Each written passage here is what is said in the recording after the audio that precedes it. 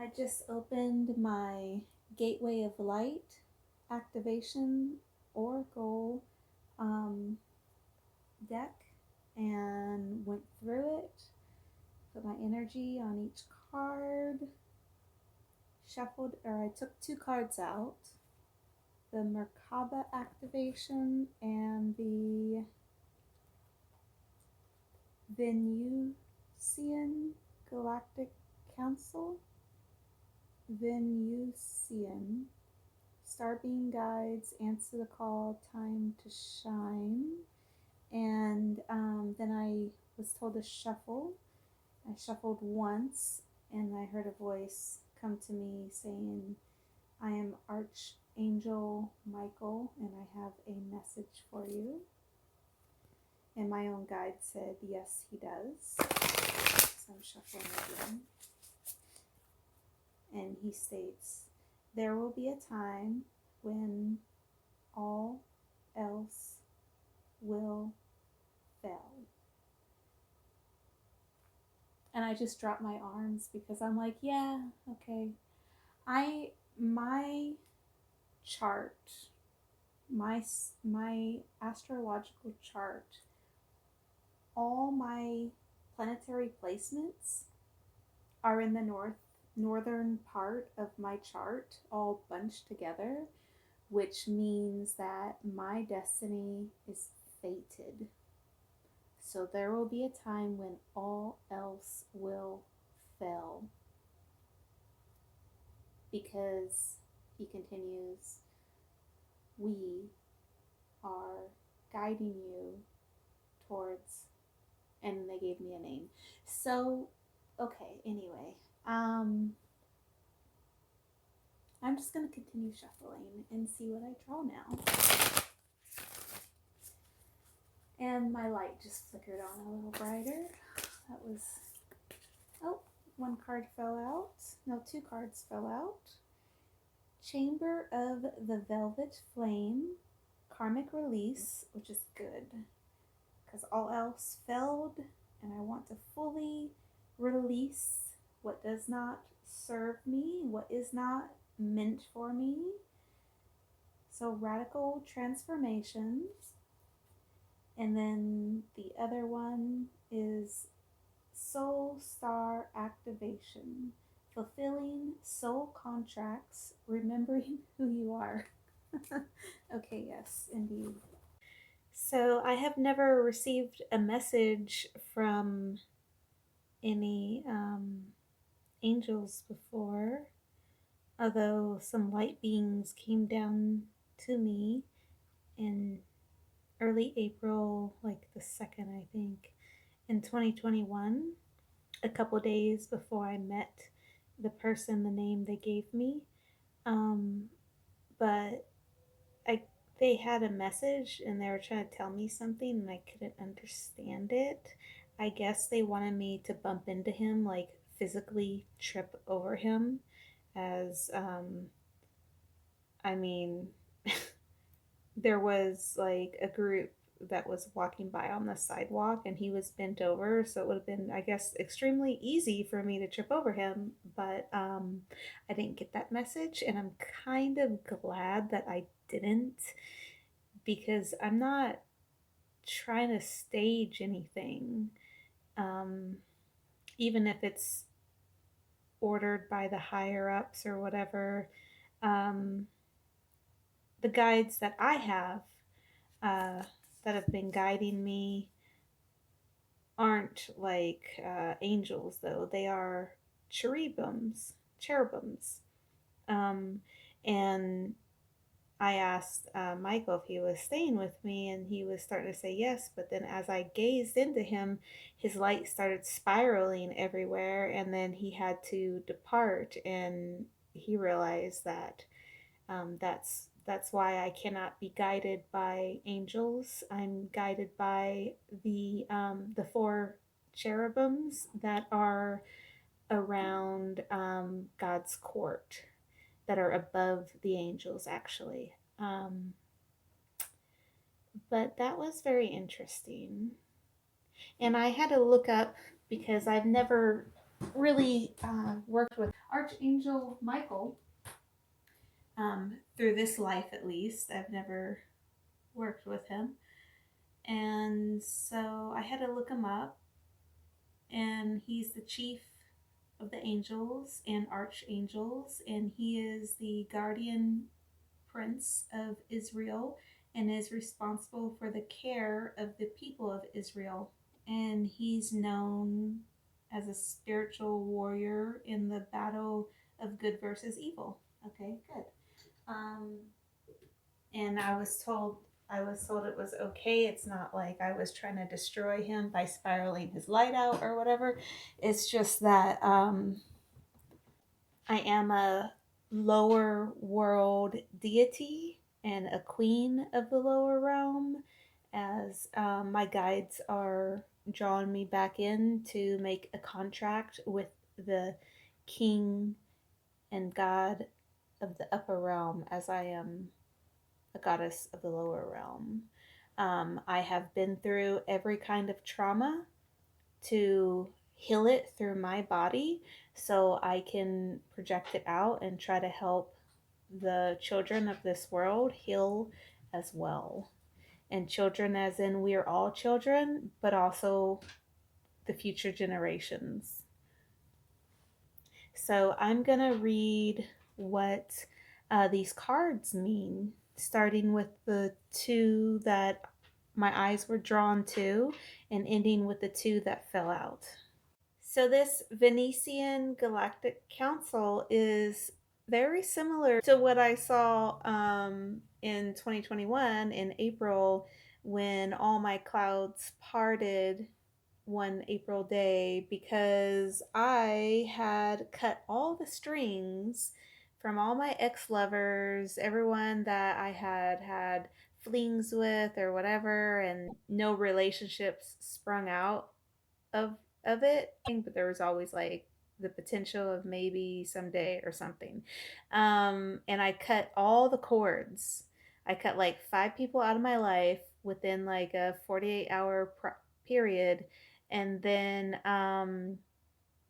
it unfolded where like that night I looked up through my ceiling and I could see the stars through my ceiling, and it wasn't our constellation, it was another constellation. But as you know, through science, our constellation and all the stars we see could have went out a billion years ago or so because of the way light travels. So I saw this constellation, and maybe that's the stars that really are looking down on us right now, because I believe that all the stars that are up there now already died, and we are the incarnations of them, which is why Earth is so powerful. Because when those stars die, then where are they going to go and be incarnated as well?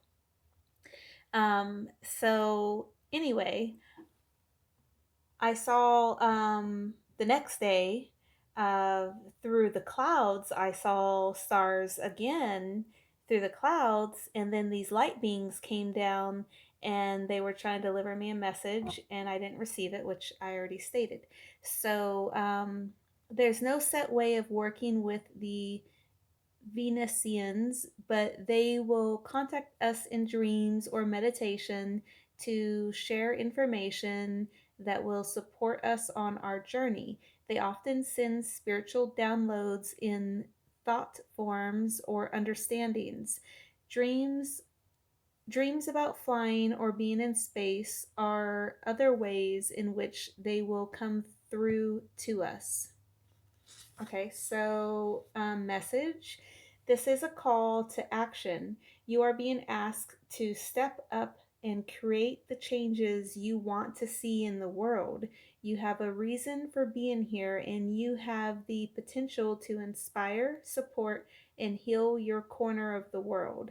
Don't let this information scare you or overwhelm you, for you are being prepared energetically to step into this role. And I did just post a pick a crystal for uh, what journey are you on, what path are you on to help save the planet. And also, I went during my counseling today. I had a real breakthrough, and I'm switching counselor. who actually, because when I was first went to counseling, it was for depression, but then I got diagnosed with PTSD and a bunch of other stuff. So like they are doing like some eye movement therapy to help me really stay in the present moment so I don't just like laugh off these matters, that this stuff that happened to me that was so traumatic, that I actually am um, sound and present and can take it seriously to be able to actually process it. And so I'll be doing that with my own inner work and projecting that outwards, as I know as an empath, I'm not just feeling what other people feel, but I'm also projecting my own feelings, and as an empath on a much larger scale than a lot of other people. If you've ever tapped into the energetic grid and you're operating from an energy of feeling like degraded or worthless, etc., you're making the whole entire earth feel that way. You're adding to that kind of feeling. So you really need to heal yourself before you tap into these energies to help heal the world. So let's see. The ideas you have been having recently are divine downloads, but you aren't being called to make dramatic changes in your life, simply to move forward step by step. The Venetian Galactic Council will reveal more information to support you. Be aware of downloads of information and spiritual signs, for they are confirmation that you are on the right path. And I do see angel numbers all the time. And also, my eyes are drawn. I can walk by a patch of clovers, and my eyes will just naturally be drawn to a four-leaf clover. And I'm not even looking for one, I'm just walking by, and my eye just darts down to one. And that's that same thing that guides my eyes to that is guiding my eyes to the clock at 111 and 222, as well as you and what is spiritually guiding you. Um, I am a finder of things. Like like when I'm not even really trying, when I'm not stressed or worried about it, it's just like matter of factly, I'm just looking and my eye darts to it and sees things and gets drawn to, like how I found this person who they're leading me to his house and where he lives. My eye literally just drew to the house. I knew a range of area that he lived, and my eye drew to the house. I pinned it in, and the address matched the pictures that showed up for where he lives.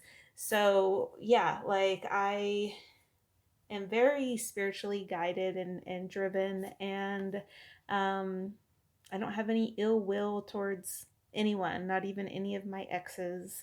Um, Although I did for a bit though, because I was just holding on to like this hurt, but this hurt really came down past them and all the way to my childhood, and I couldn't process it. So I had to process the stuff from my childhood first, and then I was able to go back and process the hurt from that relationship after I'd already processed the stuff from my childhood, because it was too overloaded, too much trauma all piled up together. You have to break it down one by one.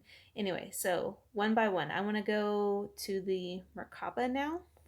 Merkaba is an ancient word relating to the ascension process of the soul. It is Hebrew for chariot or vehicle, and it's most commonly associated with the prophet Ezekiel's vision of angels traveling on or in spears of light. In ancient Egypt, Mer means light, Ka means spirit, and Ba means body. Light, spirit, body. When these three words are put together, the idea is that light engulfs the spirit and body, and there is an opportunity to rise up.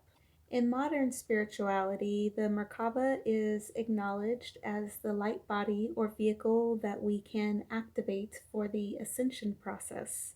It has been said that it is surrounded by an 8-pointed star And when we're aligned on a spiritual level, the star spins at great speed, creating a sphere of unbreakable light around us. This sphere of light can help us move between the dimensions. While we are having a human experience, it creates a portal into the divine matrix so that we can connect with guidance and walk the path of light.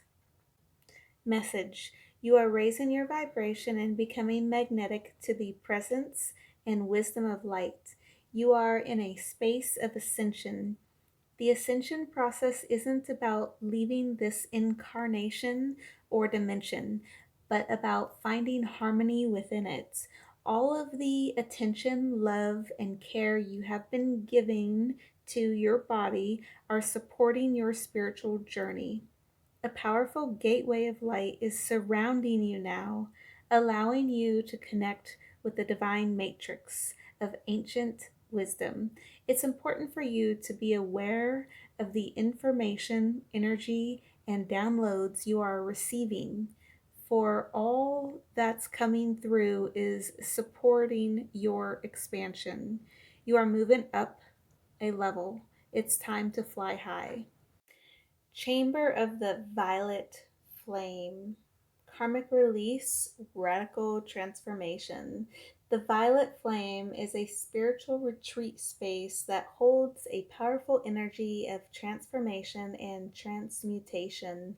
It can be visited in meditation and invoked through prayer and affirmation. Spiritually, it is seen within a chamber, often as a giant roaring flame, and sometimes with silver and gold shining through the violet. When we connect with the violet flame, we are being given the opportunity to detach from lower vibrational experiences and turn darkness into light.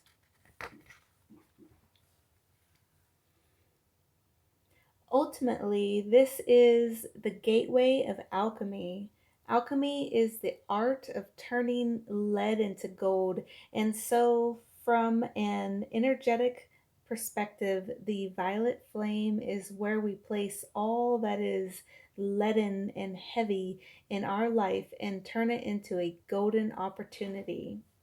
Transformation can be overwhelming, but know that the hand of the divine is leading the way.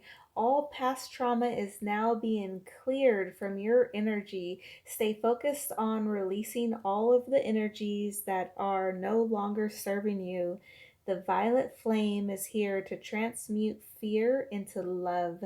Call in the strongest form of love you know to allow those in your inner circles to support you through this transformational time. You are an alchemist with the capacity to take all the leaden aspects of your life and turn them into golden opportunities. You can align your life with the divine plan now and live in a more purposeful way. Connect by visualizing a fiery violet light streaming down from the heavens and washing over your entire life. Set the intention that you are willing to transmute all fear and experience light once more. And you can also do the Hawaiian prayer of release. And as you let go of your old things and people and situations that are holding you back, you must also forgive. And I did this in 2020. I did a karmic release spell in 2020 where I wrote down to my this ex who was very abusive to me in 2020, and my mom and my dad and love and death itself. Um, to love, or no, to death, I said that. Please stop stalking me unless you really love me. To my ex, I said that sorry, and thank you, and I forgive you, and, I wish you the best. And that's literally all that I said. I didn't even have to go into a lot of detail about that.